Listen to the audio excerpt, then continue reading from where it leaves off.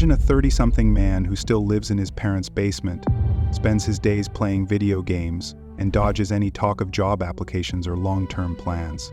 His friends joke that he's a man-child. Sound familiar? This isn't a scene from a sitcom. It's a real-life phenomenon known as Peter Pan syndrome. For some, the idea of growing up feels overwhelming, so much so that it starts to affect their relationships and careers in serious ways. In this video, we're diving deep into what Peter Pan syndrome actually is, why it happens, how it messes with love and work, and what people can do to break free. What is Peter Pan syndrome? Peter Pan syndrome is a popular psychology term used to describe adults who refuse to act their age, people with the body of an adult but the mind of a child. They often avoid responsibilities, resist commitments, and prefer to play rather than work. Peter Pan syndrome isn't an official medical condition. It's not listed in medical guides like the DSM-5. The term was first used by psychologist Dr. Dan Keeley in 1983. Dr. Kiley's book, The Peter Pan Syndrome: Men Who Have Never Grown Up, was inspired by the story of Peter Pan, the boy who never ages. What do these never-growing adults look like in everyday life? Often, they have a hard time maintaining jobs or handling finances. They might bounce from one casual relationship to another, and they frequently act younger than their years in both outlook and behavior. Why does Peter Pan syndrome happen? So, how does someone end up as a grown adult stuck in kid mode? Overprotective or coddling parents. One common root is being raised in a bubble.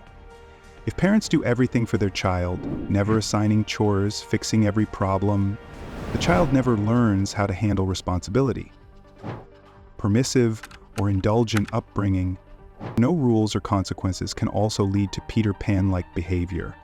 If a child grows up with no boundaries and always gets their way, they may develop an entitled and unrealistic attitude. As one therapist explains, a child who is allowed to get away with anything might carry that "I can do whatever I want" mindset into adulthood. Lack of role models and life skills. Some people never had a chance to learn basic adult skills while growing up. If a boy never sees his father or male figures take responsibility, he might not internalize what being an adult man is about. Psychologists note that many Peter Pan types have distant relationships with their fathers or male authority figures, making it harder to model mature male behavior, childhood trauma, or emotional neglect. Some may have experienced trauma or neglect that stunted their emotional growth. For example, someone who felt unloved or unsafe as a child might escape into a fantasy of never growing up as a coping mechanism. In fact, experts suggest that immature behaviors can arise as a way of coping with deeper emotional wounds from childhood. Modern cultural and economic factors. Compared to decades past, many markers of adulthood now happen later in life. People marry later, stay in school longer, etc. Don't even think about getting married till you're 30. And society is generally more accepting of young adults taking their time to find themselves. This can blur the line between a reasonable delay and outright avoidance. One of the most telling arenas for Peter Pan syndrome is romantic relationships. In the beginning, dating a Peter Pan can feel like a lot of fun. These individuals often have a playful, boyish charm that is very attractive at first. Think of the classic fun boyfriend who's always ready for a last-minute road trip or a night of video games and pizza. However, the problems start when the relationship naturally calls for the next level of maturity. Men with Peter Pan syndrome often struggle to commit to long-term relationships or life plans. As soon as a relationship requires a higher level of responsibility or sacrifice, the Peter Pan individual panics. Even within an ongoing relationship, the dynamic often becomes imbalanced. The Peter Pan tends to unconsciously push adult responsibilities onto their partner. Here's where the famous Wendy Syndrome comes in.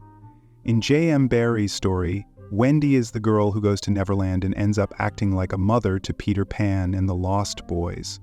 Dr. Dan coined Wendy Syndrome to describe the real-life counterpart. There's a saying, behind every Peter Pan, there's a Wendy. The Wendy partner might manage all the chores, finances, and planning, essentially doing the adult work for both people. As one psychologist put it, There must be someone who deals with the things Peter Pan doesn't do in order for Peter Pan to exist.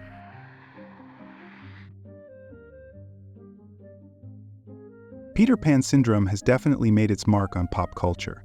Movies and TV have had a field day portraying man-children for both comedic and heartfelt effect. For example, the movie Step Brothers, 2008, is a hilarious take. Will Ferrell and John C. Reilly play two middle-aged men who are so immature that they end up living with their parents and behaving like teenagers, building bunk beds, playing pranks, avoiding jobs. It's obviously an exaggerated comedy, but it captures the essence of grown men acting like kids. Another film, Failure to Launch, 2006, centers on a 30-something man, Matthew McConaughey, who still lives at home and has no intention of moving out or settling down. On the TV side, fans of the sitcom New Girl might recall characters Nick Miller and Schmidt, who despite being around 30, often behave like overgrown frat boys goofing off, avoiding serious career effort, and needing their roommates to push them toward maturity. Another example, Andy Dwyer from Parks and Recreation, starts off as a jobless slacker living in a pit behind his ex's house, though his character does grow over the seasons. Even in the music world, you might find rock stars or pop stars who cultivate a childlike persona. One of the most famous comparisons is the late Michael Jackson. He literally named his home Neverland Ranch and filled it with amusement park rides and toys.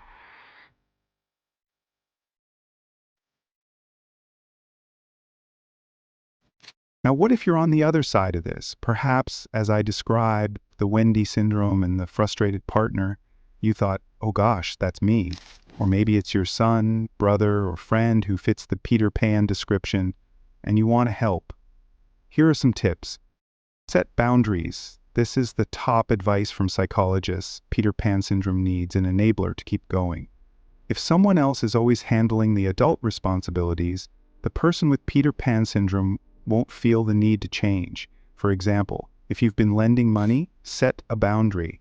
I can't lend you money anymore. You'll need to find another way. This might feel like tough love, and you may worry they'll fail or be upset with you. But remember, enabling only keeps the problem going. Communicate your needs and expectations. Have an honest sit-down conversation about how their behavior impacts you and what you need going forward. Use I statements to avoid sounding like you're blaming them. For example, I feel stressed and unloved when I have to handle all the household responsibilities. I need a partner who shares the load with me. Be clear about your expectations. Essentially, you're saying, this is what an adult relationship looks like for me. Can you meet me here? Encourage, but don't nag or parent. Encouragement might look like suggesting helpful resources. Hey, I watched this video about Peter Pan syndrome, maybe you could check it out. Or therapy helped my friend, I think it could be helpful for you too. You can also express confidence in their ability to change. I know you're capable of so much, I'd love to see you go for it. What you want to avoid is slipping into a scolding parent role. Nagging, yelling, or being patronizing will likely make them defensive. Consider professional help for both of you. Couples therapy can be very helpful if you're facing these issues in a romantic relationship. A neutral third party can guide the difficult conversations in a safe environment. It can help both of you understand the dynamic at play. You might discover why you ended up in the caregiver role, while your partner can hear from someone else how their behavior affects you. Follow through on consequences.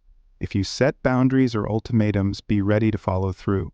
For example, if you tell your boyfriend, if you don't start working and contributing in the next 6 months, I can't continue this relationship.